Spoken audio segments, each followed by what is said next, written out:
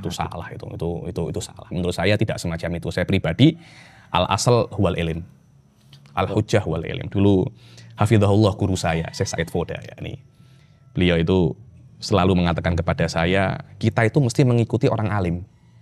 Bukan mengikuti orang yang mempunyai nasab. Betul itu. Jadi nasab itu hanya murajjih. Jadi kalau ada orang alim, dua orang alim sama-sama alimnya, tapi satunya nasabnya tinggi.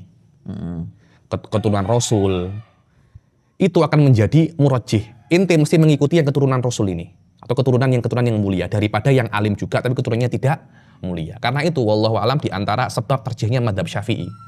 Madzhab Syafi'i kan daripada Bani Muthalib, kembali kepada Bani Muthalib daripada 4 madzhab. Sebagian ulama yurajjih madzhab Syafi'i daripada madzhab Imam Abu Hanifah, madzhab Malik, madzhab Ahmad bin Hambal karena Imam Syafi'i keturunan orang mulia. Jadi yang namanya nasab itu murajjih, al-asal huwal ilm.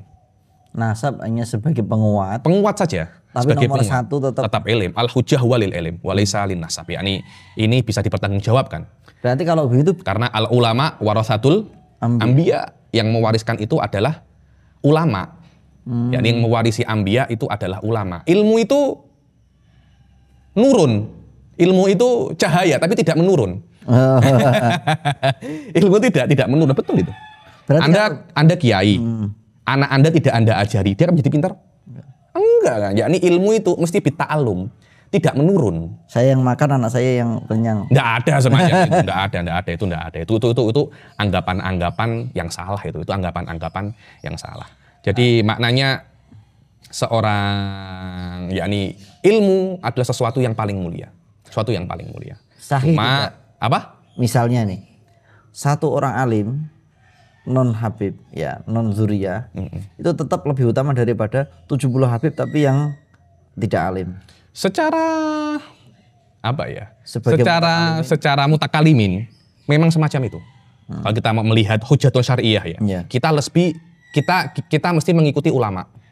Dan habaib itu ada yang ulama dan ada yang bukan ulama. Untuk masalah mengikuti, kita mesti mengikuti apa namanya? Ulama. Tidak boleh kita mengikuti yang bukan ulama. Siapapun keturunan dia. Bukan hanya habaib saja, bukan hanya keturunan Rasul saja. Kan tetapi siapapun yang bukan ulama tidak boleh kita ikuti. Siapapun itu. Tapi kalau ada satu orang biasa alim, satu orang sayyid alim, kita mengikuti sayyid yang alim ini. Kenapa? Karena ini sebagai murajjih. Ini satu sayyid yang tidak alim. Ini satu orang yang bukan sayyid tapi alim. Kita tidak boleh mengikuti ini. Oh, kita mengikuti ini daripada keturunan Rasul. Tidak bisa semacam itu. Keturunan Rasul murajjih. Kita mesti menghormati dia karena nasabnya bersambung kepada Rasul. Maknanya jangan menyakiti dia.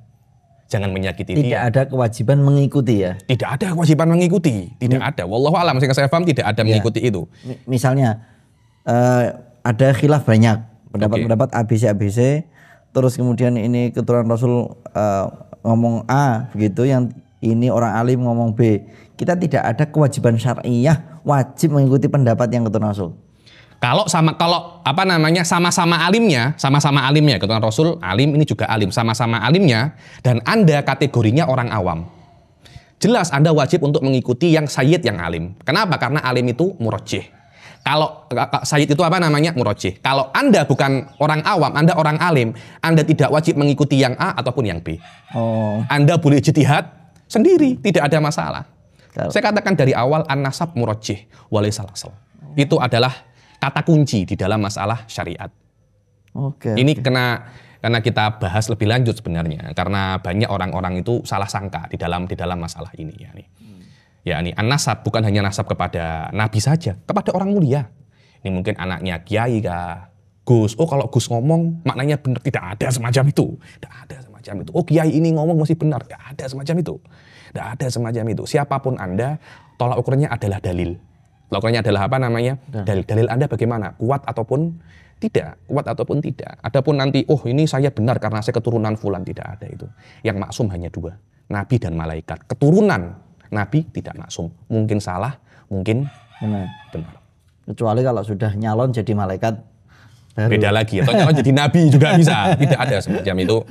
Tidak ada. Ya ini hal-hal yang mesti dijelaskan, dijelaskan, dibentangkan dengan yang benar. Oh kalau berbuat dosa tidak ditulis, tidak ada semacam itu. Nah itu Habib, konon ada satu pemahaman kalau Habib itu dia berbuat dosa ya nanti akan aman gitu. Itu saya kira hal-hal semacam itu hanya keyakinan tanpa dalil itu, tanpa yakni sudah saya katakan yang maksum hanya dua orang saja, hanya dua perkara saja, malaikat dan nabi. Selain itu tidak bisa untuk maksum. Kan tetapi mungkin kalau Anda mengatakan bahwasanya keturunan nabi, Anda mempunyai darah-darah nabi, bukannya nabi, keturunan kiai, mempunyai darah-darah ulama, dia akan lebih mudah cenderung ke perbuatan baik, tidak ada masalah. Karena saya kira nasab itu mempunyai efek ya. Nasab di dalam Islam, nasab mempunyai efek. Ada efek baik, juga ada efek buruk. Tengok di dalam kisahnya siapa itu namanya? Siti Maryam ketika dia itu kan hamil kan. Hamil tanpa ada ayah. Orang-orang itu mengira dia itu berzina loh. Loh, kowe kok meteng, bapakmu ndi gitu loh. Akhirnya orang-orang itu mengatakan kepada Siti Maryam, ya ukhta Harun, maka na abuki mra'a sau'in wa makanat ummuki baghiyah. Wahai ukhta Harun, yakni orang yang ibadahnya sama seperti Nabi Harun yakni. Ayahmu itu bukan orang buruk dan emakmu itu bukan penzina. Kok iso awakmu koyok ngene? Karena keburukan itu menurun gitu loh. Kalau ayah dan ibumu itu bukan orang baik, biasanya kamu juga bukan orang baik gitu loh. Maknanya keburukan itu bisa menurun. Maknanya kalau ayahmu buruk, biasanya kamu juga buruk biasanya loh. Dan ini bukan saya yang mengatakan. Tengok bagaimana Allah ketika Nabi Nuh berdoa kepada Allah. Wa qala Nuhur rabbi la tadhar alal ardi minal kafirina dayyara innaka intadarhum yudillu ibadaka wala yalidu illa fajiron kafaro. Kalau kamu meninggalkan di dalam dunia itu satupun orang kafir, tidak akan lahir daripadanya kecuali fajiron kafaro. Loh, maknanya kekufuran itu bisa menurun, ada ya. Tapi saya tidak mengatakan pasti, tapi ada. Dan tidak sedikit nisbahnya. Biasanya kalau bapaknya non muslim, anaknya juga non muslim. Bapaknya muslim, anaknya juga muslim.